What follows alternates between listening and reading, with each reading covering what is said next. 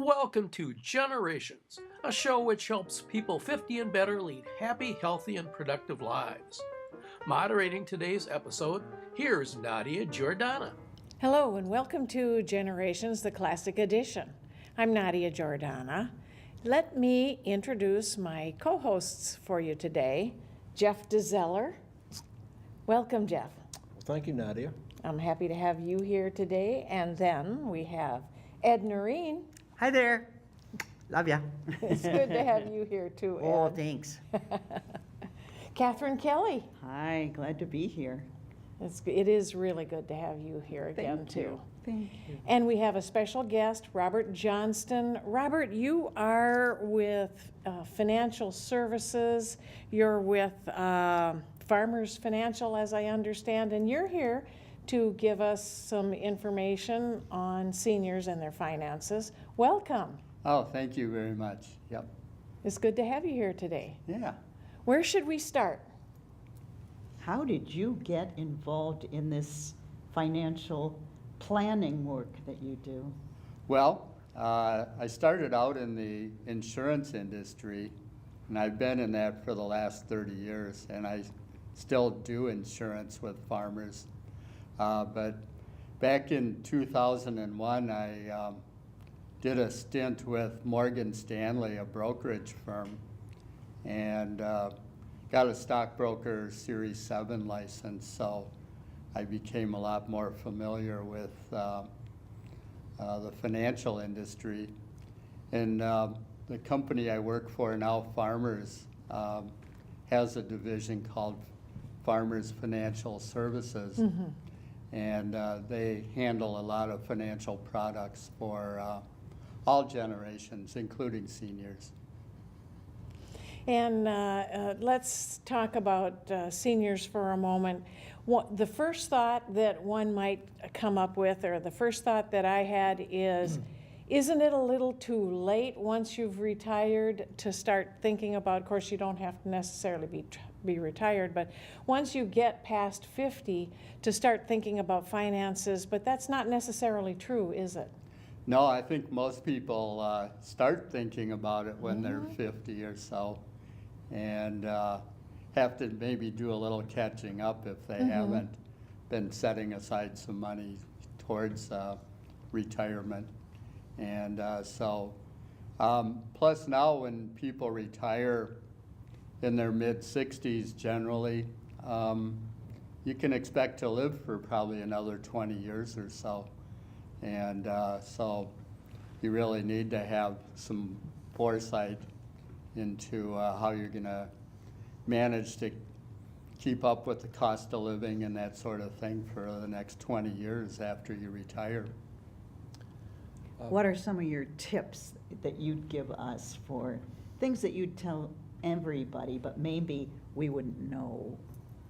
I think besides anything that your employers offer, 401k plans or 507 if you're a public employee, you need to contribute as much as you can to those. And then also have an IRA account on the side that you can maybe set aside a certain amount of money every month that can just grow over the years. Bob, if you were giving advice to someone looking for a financial advisor, how would you advise them in terms of finding someone who's going to have that client's interest at heart financially, as opposed to the financial advisor's interest, their own interest at heart? In other words, how do you find someone that's going to put the client first in terms of financial planning and financial gains? That's a good question. A lot of times if you go to a brokerage firm, if you're new to them, they're probably going to assign you to a new broker trainee, so to speak, and you may not get the best advice right off the bat from someone who doesn't have a lot of experience. And so I would say if you ask around to friends and relatives and coworkers, ask them if they have a financial advisor, and maybe make an arrangement to go see that person as opposed to just popping in off the street, so to speak, at a brokerage firm. And also maybe have some ideas in mind before you go talking to a broker as to how long you're going to be working and when you plan to retire, and some of your plans as well, so they can help you put together a real plan. Can I get some free advice? I'm speaking for all of you. I was a professional actor and an artist, and I didn't work for a corporation. So here I am, I'm 69. I look younger, I know.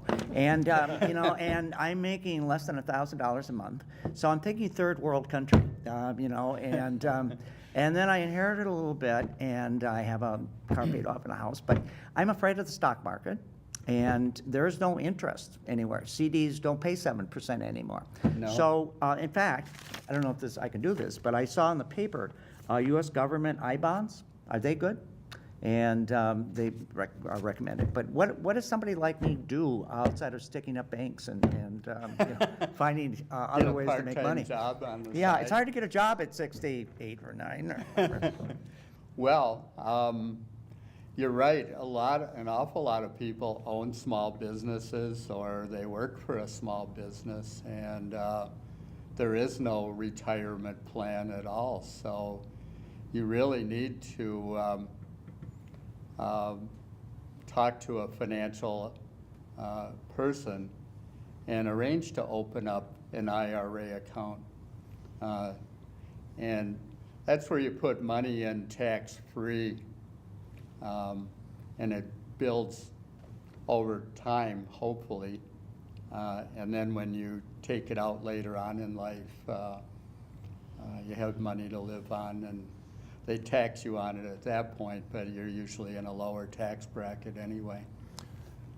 Bob, we've kind of been in a zero interest rate environment for the last 8 years probably. And that's really, I think, undercut a lot of people on fixed incomes and No kidding. people that are getting 0% on their savings, whereas 4 years before that they were getting 5% on their savings. Would you have any advice about getting a better interest rate than zero, but at the same time not taking on more risk than you're comfortable with? These days, according to him, investing in stocks that pay dividends, companies that have been around for forever and pay dividends and they're real dependable, dividends are paying out in the range of 4 or 5% a year. And that's, you know, a lot better than zero interest rate. Obviously, there's risk in the stock market all the time, but that's one area where you can pick up some interest rates, you know, grow your money a bit. So stocks are still something worth considering even when you're a little farther along, you're over 50. Absolutely. They say the older you get, the more you should have your money in bonds as opposed to stocks. And there used to be an adage, your year dictated how much of your investment should be in bonds as opposed to the stock market. So if you're 65 or 70, then 65 or 70% of your money should be in safer things like bonds as opposed to higher risk stock markets. So it's kind of an easy rule of thumb. Mm-hmm. Basically, your age is the percentage that you should have. Yeah, and that's, you know, not hard and fast for everybody, but it's kind of a good rule of thumb to follow that principle. Yep. You know, the cost of having financial advisors, it sometimes feels like it's a major cost. But tell me if this is true. If I had a good financial advisor they would probably end up helping me make or save or use or get what almost, at least what they're charging, if not more. Would that be reasonable to expect? Yes, for the most part, yeah.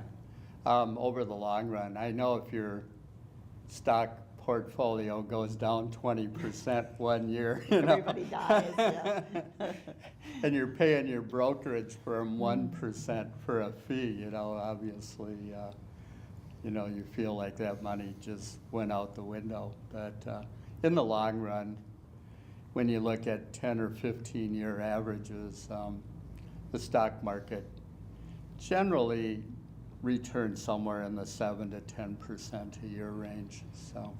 And your financial advisor, if you're paying up for a financial advisor, if they advise you well, can kind of hedge your bets in different ways, like being protected in ways you might not have otherwise been. And over the long term, it seems they would save me money because of their advice. Exactly. Yeah, they can think of things you wouldn't even occur to you. Yeah.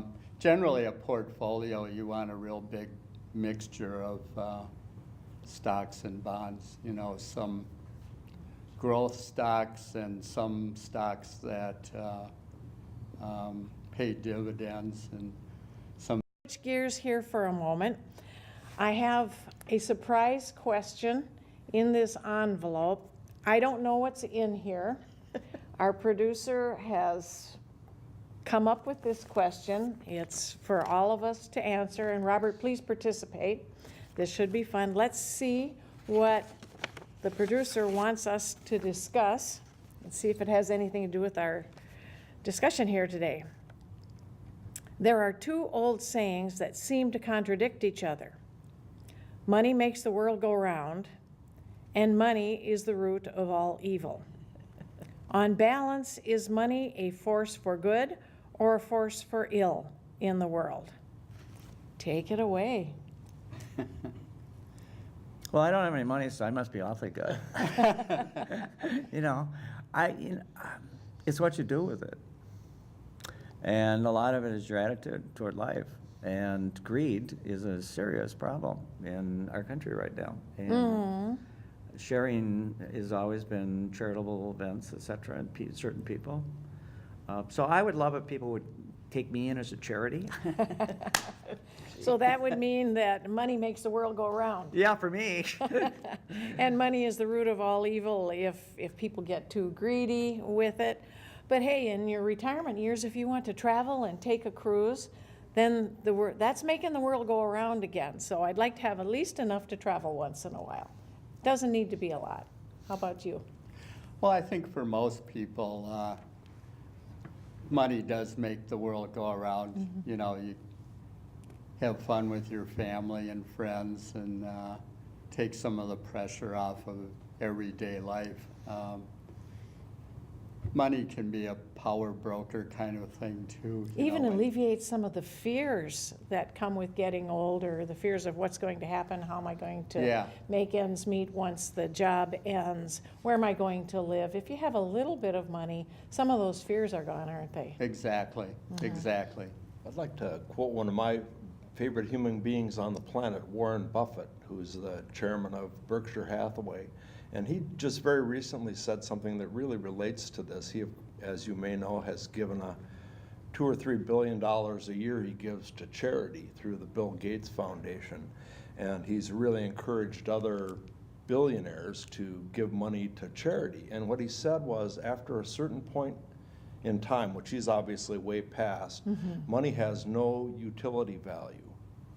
What he's saying, I think, is if you've got $1 billion, that next billion, really, there's nothing you can do with it. I can't imagine what you could do with it. Well, there's nothing you can do with it. You can buy more stuff, more houses, more yachts, and this and that. So I would say money, to the extent that you haven't gotten to that limit where money does have utility value for a given individual, then it's probably a good thing to do things and to support your family, et cetera, et cetera. When it's beyond that limit and it has no more utility value, when you continue to do shady business practices and try to take more than your share, as unfortunately is fairly common. For the sheer goal of gaining more To money. have a higher score on the billionaire scorecard, then that's where you cross the line into money is the root of all evil at that point, because someone else's, when you have 10 billion, that next $1 billion, that person, there's nothing they can really do with it that's very meaningful. But that billion could support, 1 million people in a third world country, or, 1 million people here, poor people, to have a better life, and it has tremendous utility value for them. Yeah, in a totally different way, but I would say that is very true, and isn't it, did I read or hear that Warren Buffett does not necessarily live in the billionaire lifestyle that, have you heard anything, is that true or not? I'm a big fan of his. He is my retirement nest egg. But basically, he lives in the same house that he bought in 1957. Thought I heard in that. Omaha. Yeah. And I think they've maybe added a room or two, but it's just an average home, 3 or 4 bedroom home in a suburb of Omaha, and as opposed to some who have 25 mansions and here, there, and everywhere. And he drives, I think, 10-year-old. I think he drives a Cadillac, but he drives an older car. And he says he wears expensive suits. They just look cheap on him. I love that. Yeah, but he's giving away 99% of his wealth, which is probably, could correct me, Bob, is, $60, $70 billion. It's a massive he's up there fortune. towards the top. Yep. But I think that it's a little like statistics. People always say statistics lie. I don't think statistics lie. They could have been found inappropriately, or they could be interpreted, because they're certainly open to interpretation, but money isn't evil.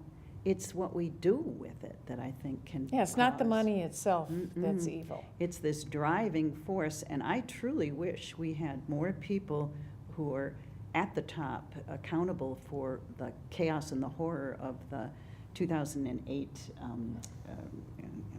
loss. And it's never really, it's not, money doesn't just disappear in air. When people lose their homes and they lose somebody else gained someplace. Oh, sure. They gained a lot, and it was not ethical. It wasn't the way to do things, and No, I think it's it's And no one ever got prosecuted. No, it was a huge crime. Poverty is the #1 problem in the world.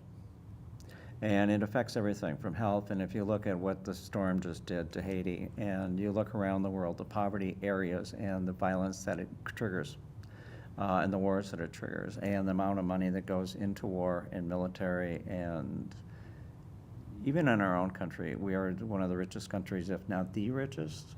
But look at all the people struggling. You drive through the streets, and there are people holding signs And begging poverty for dollars. causes crime and violence. It causes It's on the everything, and opposite addiction. end, yeah. It creates, when people are unhappy and when they're afraid and they can't take care of themselves, they medicate. Lose hope. And the addictions eat up everything they have. And that brings in the crime, brings in the violence, brings the suicides, and it really is an imbalance. We have an enormous amount of wealth in this country concentrated at the top, and in the last 30 years, all the money has been going to the top. And the middle class and the poor have been struggling and suffering. It's just been deteriorating. It's been deteriorating, yes. Yeah. And in that way, then, we almost would argue the money was the root of evil, because there ought to be some way that people can make money, feel successful, and have some sense of appropriate versus inappropriate profits. It used to be that from the janitor's salary to the president of the company's salary, and this wasn't a long time ago. This was It wasn't that big a 70s. gap. No, it was 10 times the. Well, you can even see it now in the politics, all the money coming from outside of states coming to influence elections and that sort of thing. And, money can be It's used certainly for things that It's a shouldn't strange be. form of spirituality when we give to the wealthy and take from the poor. Yeah. It certainly flows through our society from one end to the other, and it plays both sides of that scale. Mhm. But I hope it doesn't make us get to the point where it's sometimes hard to not feel guilty, like, maybe I shouldn't go on that trip because there are people who can't go on that trip. But I mean, I think having enough money that you've saved, you've worked for, Yeah, you want. need to reward yourself. Yeah, there has to be Otherwise, yeah, reward there. You have to. And I Keep definitely. your own mental health, you know. Yeah, and the Yeah. economy is what makes the world go round. If we have new growth, we have people employed, if we have people making money, then we do have better likelihood of people who don't have money getting jobs. So Yep. that's not a bad question. Caregivers always have to take care of themselves. Otherwise, you have nothing to give. And secondly, when you spend money, it circulates. It helps everybody. The problem with wealthy, as you brought up, is you've got billions. How do you spend it? If you give it to employees, they buy houses, they buy cars, they're buying food, they go on vacations, they're spending it, which then helps everybody. If you're banking it all, it doesn't do anything. It just sits in a, and so. Well, and on that note, we're out of time. Are we out of time? Thank you all for being right. here, and thank you everyone for watching us today. We'll see you next time.